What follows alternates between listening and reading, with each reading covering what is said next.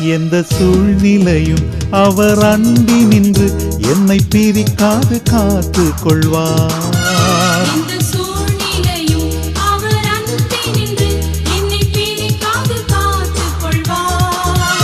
என்னை நம்பியவர் வந்த பொறுப்பதனை அவர் வரும் வரை காத்து கொள்வேன்.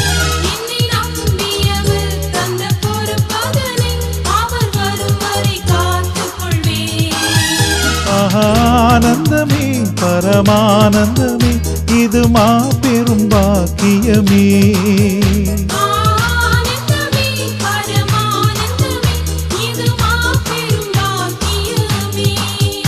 இந்த பாதலத்தின் சொந்தக்காரர் அவர் எந்த உள்ளத்தில் சொந்தமானார்.